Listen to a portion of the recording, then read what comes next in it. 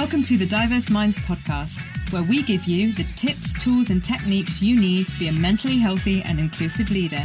Each week, you'll hear about a variety of topics linked to mental health, well-being and diversity that will enhance both your professional practice and personal well-being. Welcome to the 79th episode of the award-winning Diverse Minds podcast. And I'm so excited as we've hit March because this month we're focusing on female entrepreneurs for International Women's Month, showcasing the talents and the businesses of a diverse range of women I know.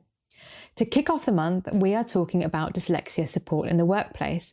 And you might remember the episode from Black History Month with Janette Morgan, talking about neurodiversity, race and culture, so do check that out. But joining me today is a dear friend and former colleague, Janette Beetham. Janette Beetham is the founder and director of Right Resources Limited. And Right Resources is a boutique consultancy and training organisation specialising in dyslexia and other commonly co-occurring neurodivergent conditions from a business or workplace perspective. The organisation, Right Resources, is run on social enterprise principles and strives to provide the highest standard to clients across their range of support services and training. This includes individual support such as screening, workplace needs assessments and specialist one-to-one coaching for neurodivergent individuals in the workplace, as well as bespoke training, consultancy and a range of accredited training options. And I myself have undertaken Janette Beetham's training. In fact, that's how we met and it's absolutely fantastic. And Janette has worked in almost every type of organisation, ranging from prisons to palaces. And she says her experience as a business advisor and business counsellor have provided an invaluable foundation for her neurodiversity-related work. Janette is also the founder and has set up Dyslexia Champions trademark program, Inclusive Practice trademark program, Neurodiversity Aware trademark program, accreditation programs, and graduates of these courses are guiding and supporting colleagues in organisations of all descriptions, from the police, NHS trusts, trade unions, universities, and corporates. And Janette herself is dyslexic neurodivergent. So Janette, a huge welcome to the show. Thank you. Lovely to be with you, Lola. Oh, we're so delighted to have you with us today and for you to share more about what you do. So I've just read out your bio, but I just wondered if you wanted to tell the listeners about yourself in more detail and what you do. Oh, well, thank you. Yeah, so I'm committed to raising awareness of the benefits of supporting a neurodiverse workforce. I work with organisations who want to support their staff and raise awareness and put in place the infrastructure, the information infrastructure for supporting all staff, including those who have neurodivergent conditions. And I deliver support services to those individuals too. So it's about advice and guidance. It's about specialist support services, including screening, workplace needs assessments and strategy coaching, really designed for neurodivergent individuals in particular, but it's appropriate for anyone who really is struggling with their work tasks, and a range of training, both bespoke training and a range of accredited training, which all of it focuses on optimising dyslexic and neurodivergent talents. So it's great to be with you here today because it's an opportunity to talk about the benefits of supporting a neurodiverse workforce for a thriving and productive team overall. So thank you. No, and it's brilliant because for those listeners that don't know, that Janette and I did work together at Imperial College London, and it's been, it started off, of course, when you trained me. So I attended some training to become more dyslexia aware and support staff. And we worked together for many years, and I'm really pleased to call Janette a friend. So Janette, how did you become a dyslexia specialist? There might be people listening today thinking, oh, that sounds great. And I think it'd be really lovely to hear more about your journey to becoming a dyslexia and neurodivergent specialist. Thank you. Yes, it was quite an interesting journey, actually. Well, I think so. I never thought that I would be doing this. Where should we start, really? Well, I used to be an area manager for the Prince's Trust. So I used to work with young people overcoming challenge. And I used to work across all of their programmes, and a lot of those young people had neurodivergent conditions. And it was something I was very, very interested in. I knew from an early age that I was different and I processed information differently. And I had actually struggled for many years in early years of work and also in education, not knowing why I struggled with things that were seemingly quite straightforward to do. So for me, it was very much about helping people realise their potential. I also was a business advisor at one time, a business counsellor, and also one of the first social enterprise advisors in the country, working on a government-funded project, so working on a cabinet office project. But it was during my time working in social enterprise that I was invited by someone who I'd known for some time, who was to be the co-chair of the British Dyslexia Association.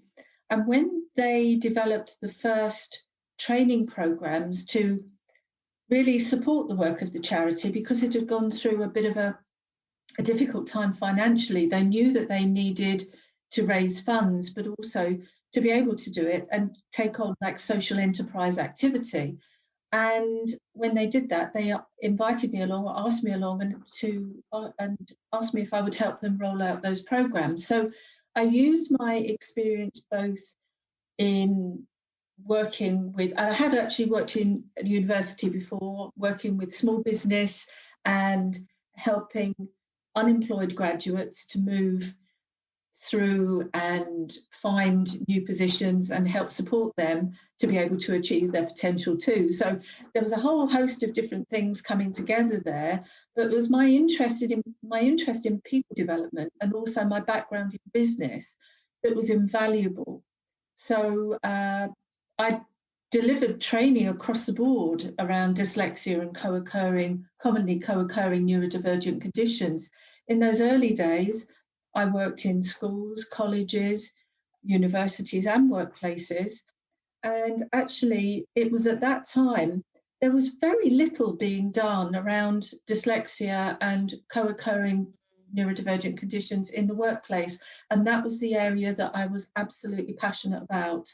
So as time went on, I then started to specialise in the workplace. Yeah, so a fascinating journey, and I always say that we're always our profession or our vocation or our passion always finds us, and there are ways that we can turn it into not just a business but benefiting others as well. Absolutely, absolutely. But I had no idea that my own personal experience of being dyslexic neurodivergent, as well as my work with the Prince's Trust and my work as a business advisor, would all come together to me actually running my own business, which I do I deliver under sort of social enterprise principles.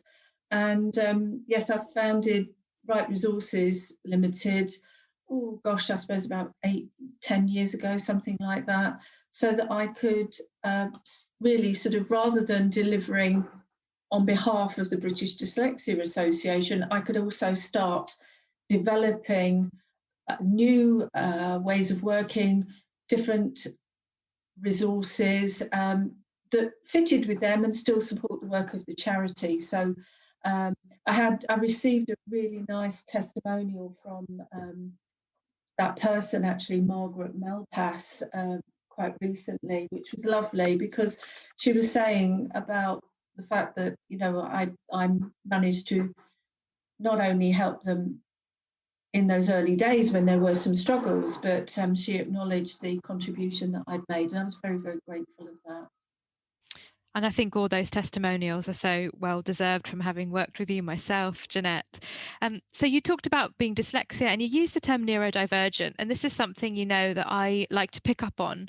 So just tell us a little bit about what the difference between neurodiversity and neurodivergent is. Yeah, I'm very happy to talk about that. I mean, neurodiversity, I think the thing I would say about that is, if you just split the word to start with and you look at diversity and look at what the word diversity means, if we were to look at cultural diversity, for example, or racial diversity, we would be looking at the range of differences across cultures, and different backgrounds of people, we wouldn't be looking at one thing, okay? So neurodiversity really means the range of differences in the individual brain function and behavioural traits. So neurodiversity actually really relates to all of us, the same as cultural diversity relates to all of us.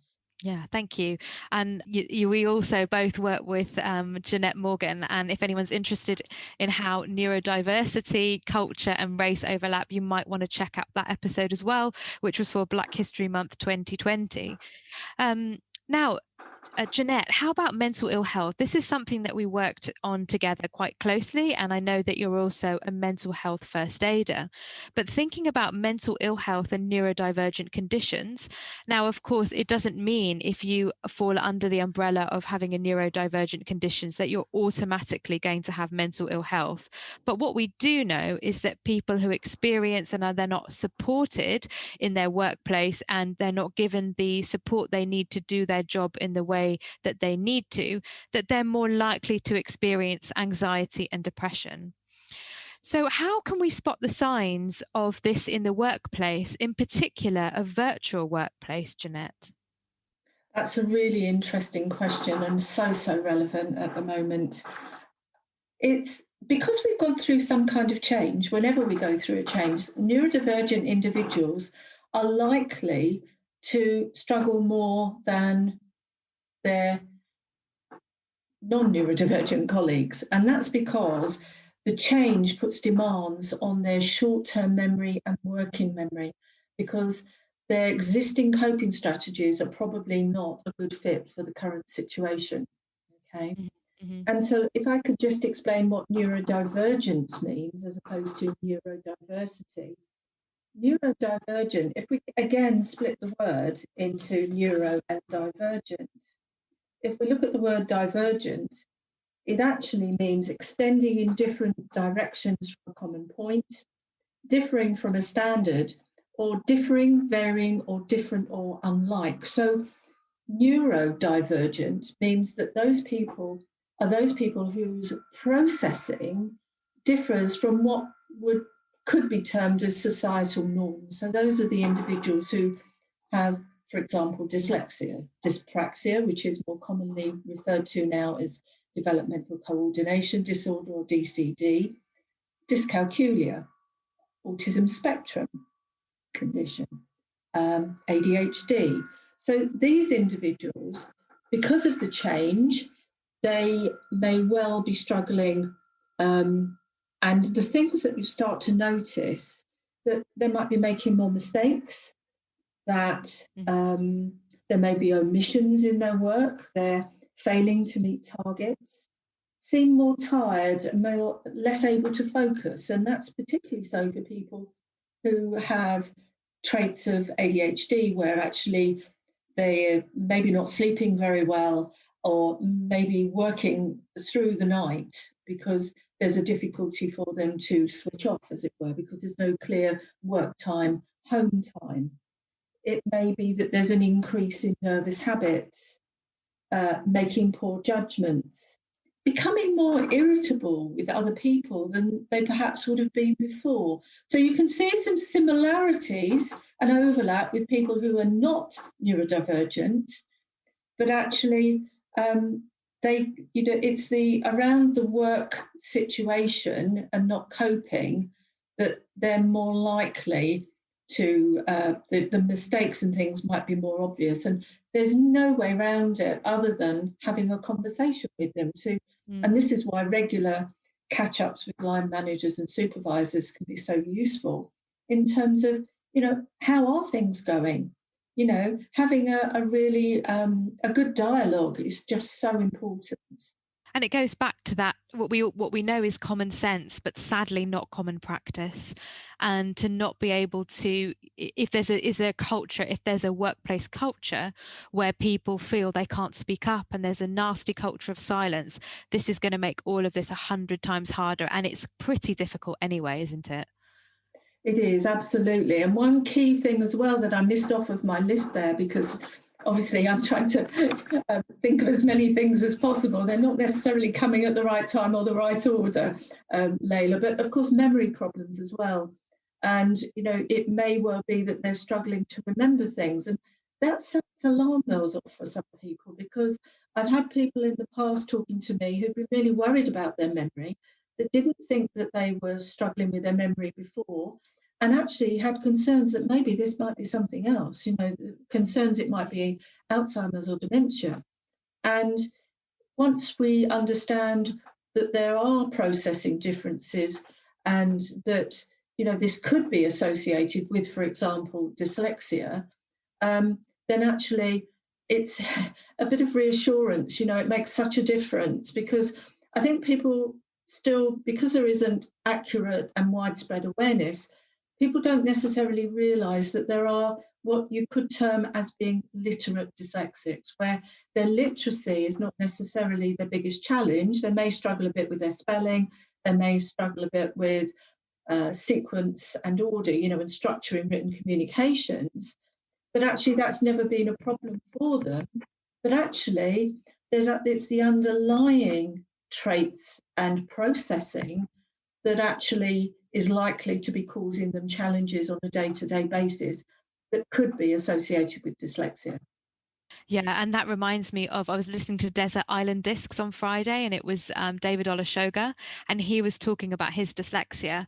So if you didn't know, and the books he's written and the way he presents people's perception of what dyslexia is, and as you rightly said, and this concept of literate quote unquote dyslexics, it's a spectrum. Everyone's dyslexia looks slightly different. Yes, we know that there are commonalities, but everyone's dyslexia signature is going to vary.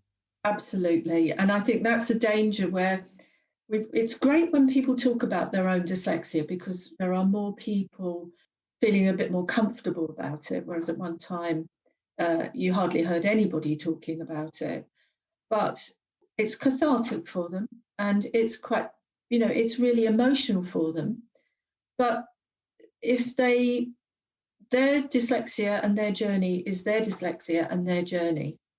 And I think there's a difference between sharing your story to somebody delivering some awareness training. And I think I've been involved in situations where people have said, well, we had some awareness training, and really what they had was someone telling them about their journey and what worked for them. Yeah. And it's really important that any awareness training is comprehensive, is accurate, and that it's useful in terms of you leave people with, okay, so if this resonates with you, this is what you should do next. Because in lots of ways, it's one of those things where a little knowledge can be a dangerous thing. Mm-hmm. So I think we need to have clarity here of whether this is someone sharing their story or whether this is awareness training from a professional, reliable source. I think that's something that I think we need to be aware of, that as more people are speaking about it, we need to ensure that we have clarity between, is this a personal story or is this awareness training that's going to be useful for an organisation? Yes, and the same applies, I think, for mental ill health, for racism. So everyone will have a different experience of racism. Again, there'll be commonalities, but as you rightly say, someone sharing their story is super important. But that doesn't mean that managers get the tips and techniques and the, as you say, the robustness and around improving their managerial practice. Yeah, absolutely. Yeah, thanks, Janette. And what do you think then are the biggest challenges? So if someone, they might have been keeping it a secret for a long time, and as you said, working in a virtual environment has brought this to the fore. They might be promoted and they suddenly think, wow, the way I did things in a non-managerial role aren't working anymore. What do you think the biggest challenges are in accessing support in the workplace right now? I think there's two things: not knowing where to go, who to speak to, and also there's still the fear. There's still the concern that actually if I speak out, especially as there have been lots of redundancies, and the chances are there's going to be more redundancies, if I'm seen to be a problem, will I be one of those that they get rid of? I think there's that. They're the two things, but of course, if you know where to go for support, do you also know what that support looks like? So I think we need to reduce the fear. We need to make it safe to talk. We need to we need to know where to go, And we also need to know what shape that support will take. What will it mean? Will it go on my record, and will it impact on my career progression in the future? I think those are things that we have to consider, because they're the things that are going through people's minds. Also, they don't know. For a lot of people, they won't even know this could be dyslexia or a co-occurring neurodivergent condition. I mean, we've talked predominantly about dyslexia here, but obviously, if we're talking about someone who is on the autism spectrum, it could be that their challenges are with no routine, lack of routine, people not checking in with them, unsure of the future. All of that is going to really, really impact. And of course, people on the autism spectrum, we shouldn't stereotype anyone, because, we talk about these, let's say, labels, yeah, but there's a lot of stereotyping, but each person is unique, and their needs, their journey will be unique to them. So any support or any approach needs to be person-centered. Yes, thank you. And of course, Janette, people also have their family backgrounds, their cultural backgrounds, where in the country they grew up. All of that is super, super important. Which brings me on to talk about the wonderful Dyslexia Champions trademarked program. So I think it'd be really useful for people to hear a bit about the work that we did together at Imperial, and I will link in the show notes to the paper, Janette, and also a little bit about Dyslexia Champions and how they help with your first point around people don't know where to go. So how does Dyslexia Champions help in relation to getting people to know where to go for support? Well, those people who've done the training and the graduates of the programme, these accredited Dyslexia Champions, will have done a series of, it's a series of webinars, as well as some workshop training on the co-occurring neurodivergent conditions. The reason they're called Dyslexia Champions is because dyslexia is the big one. I mean, it's known to affect between 10-15% of the population. And of course, when it comes to the use of words, we're having to use them every day, whether it's spoken, whether it's written. And so the literacy aspect of it is important, and also the fact that it's the one that affects the most people, as it were. And of course, we cover the other neurodivergent conditions because overlap is the rule rather than the exception. Because if you have dyslexia, chances are you have traits or characteristics of at least one other neurodivergent condition. So they've done that. They also do well-being, mental health. They cover listening skills. They look at the legal perspective just briefly, and also what a process of support would look like. And they are the volunteers, the impartial, knowledgeable signposters. So their role is for listening and being the person that's not part of the formal support structure. So if you've got questions about this, you can have a chat with them over a cuppa. That's the idea of it. And yeah, that's it really. And how did it all come about, Dyslexia Champions? Because I think the story as to how you created this trademark Dyslexia Champions program, I know a lot of people would really love to hear about that.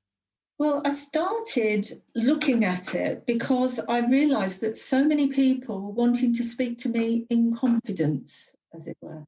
Even though I was working at Imperial as part of the Equality, Diversity and Inclusion team there with you, Layla, which was great. There were people, as you know very well, there were people who were really reluctant to speak to line managers and speak to the HR team.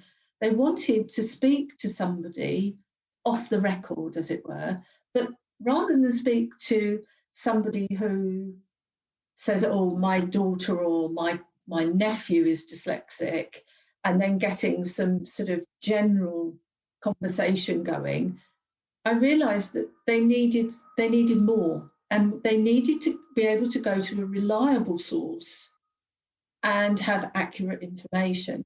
So we put a process of support in place at Imperial, which is still in place now, and it was great working with you, Layla.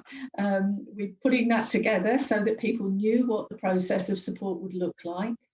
But people, it's that expression, isn't it? You can lead a horse to water, but you can't necessarily make them drink. We still need to reduce that fear. And so in a way that, I don't want to say this in a way that sounds at all, let's put it big-headed. I needed more of me, as it were.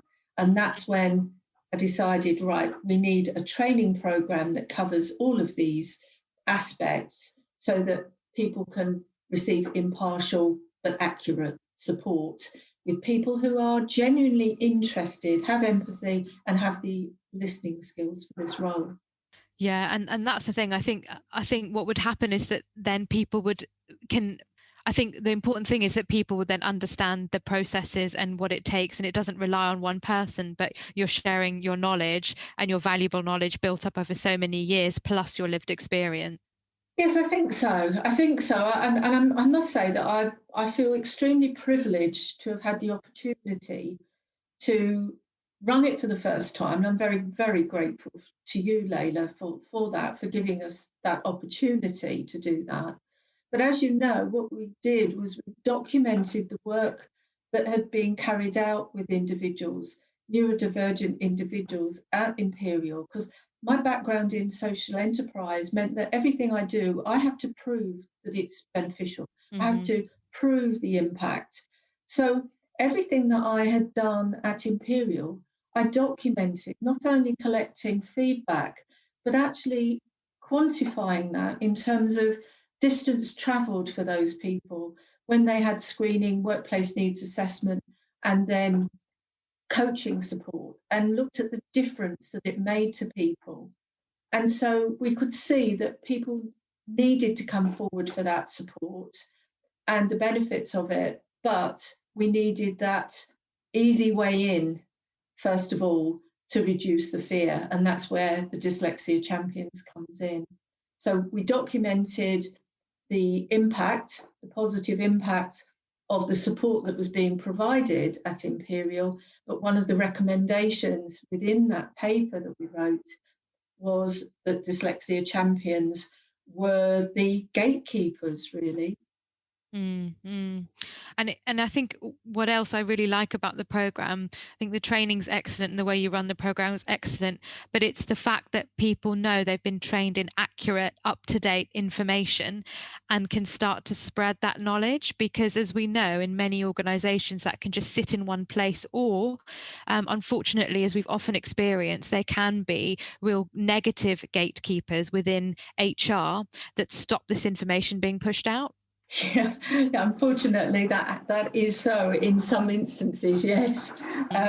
It was interesting, actually, because the next programme of Dyslexia Champions, which was outside of Imperial, what we found was that people were able to signpost, but they were signposting to, for example, Access to Work, but they didn't necessarily have a process of support in-house. And it really highlighted what I had seen, but I needed the evidence of it from my work, is that a lot of organisations may talk the talk, but they don't necessarily walk the walk. And what we needed, and I saw this was the next programme that I wrote, was we need those knowledgeable people who write the policies, people who are putting in place the information infrastructure to have an overview of neurodivergent conditions and be equipped to be able to start putting in place the things that would then see the culture change and encourage people with providing information on the benefits of a neuro-inclusive workplace culture. So that's where the next programme came in, which was actually a level 4 programme. I'm pleased to say, very pleased to say, that I co-delivered that with Professor Amanda Kirby, and we've worked with people from a whole cross-section of different sort of sectors, really. We're currently working with people in 3 different police constabularies. We worked with a lead from National from the National Police Organisation, various organisations. Nothing's coming to mind at the moment, but it's great to see these organisations starting to move forward and people realising the benefits of supporting a neurodiverse workforce, because neurodiverse means everyone. We need to support everyone because we don't know who is neurodivergent and who isn't. Yeah, precisely. And how that can change throughout our lives as well, in the sense of coming to terms with it, coming forward and getting a diagnosis, if that's relevant. Yeah. So Janette, the work you do is emotional for the individuals that you work with, but also, all of us that work in this arena, we know that it's emotional for us. So how do you look after your mental health? What are your top 3 tips? Well, that's interesting. I'm a great fan of jigsaw puzzles. Oh, I didn't know that, actually. Yeah, well, it's more recent, actually. It's more recent. And I tell you what I find is that I try and take regular breaks, but I get up and I go and do a few bits of jigsaw and I completely switch off. It's wonderful. I have to set a timer, otherwise I don't come back to work. But jigsaws are fantastic. But I've noticed that they're becoming quite scarce. I think there's a lot of people trying to get hold of jigsaws at the moment, and the price has gone through the roof. But I would say that if you can afford one, it's definitely worth starting and see how you get on. I think learn something new, I think, is good too. As well as exercise. I think I'm actually having a few lessons at the moment because I struggled with, although I write, I've never really had any lessons or learning that I felt was really constructive. And I found somebody who is also neurodivergent, who is great at delivering the learning in a way that is really accessible for me. So I'm working on my writing skills at the moment. Yeah, so for me, I suppose it's 3 things. Jigsaws when I have a break, because I can get centered, I can really switch off. Learning something new, that means that I feel like I'm moving forward with something. And also walking my dog, my lovely dog. Oh, yeah, Maxie. Oh, that's great. Thank you. No one said jigsaws so far, so that's a great top tip. And I'm sure that people are listening to this, thinking, right, this lady, I need to know more. I need to know how I can train as on the Dyslexia Champions trademark program, or I've got someone I want to set up a process, because that's what we did from scratch at Imperial. So if people want to know more about your work, Janette, how should they contact you? And I will, of course, include these in the show notes, but feel free to tell our listeners anything around contacting you. I think really LinkedIn, if you're on LinkedIn, it would be great if you connected with me on there. That's the one that I really do check a lot. Facebook, there's a Right Resources page on there, the Right Resources. And also I've got a Twitter feed, which is neuro_diversity on Twitter. I think I probably dip in and out of there once a day, and so that way, and also on the website there's a contact us page and it comes through to me. I mostly work alone. I've got a couple of associates who do deliver with me, but we're all neurodivergent ourselves, so we all walk the walk as well. And it would be lovely to hear from you. Please don't struggle in silence. I think that's the thing that I would say, is that people quite often will struggle and see that reaching out for support as a last resort, and by then it's probably impacted on their well-being and started to really impact on their mental health. Don't leave it until you have to. If you could take a proactive approach to it, I would most definitely recommend that. Thank you. Such wise words. And thank you so much for your time and for sharing your journey and what employers could be doing and should be doing. It's been a delight to have you on the show, Janette. Thank you so much. It's my absolute pleasure, Layla. Always great to talk to you, and really nice to have the opportunity to speak with your listeners and share with your listeners. Thank you for inviting me. Yeah, brilliant. And of course, March, we are covering all about International Women's Month. So we're showcasing and profiling amazing women running their own businesses. So Janette, thank you so much for kicking our month off. Thank you very much. All the best, everyone. Stay safe. Take care. Bye. Bye. Thanks for listening to the Diverse Minds podcast. Don't forget to subscribe on Apple Podcasts, Spotify, or wherever you access your podcasts from. You can also connect with me on Facebook, Twitter, and LinkedIn. Tune into next week's episode of the podcast, where I'll bring you more insights on mental health and inclusion. Bye for now.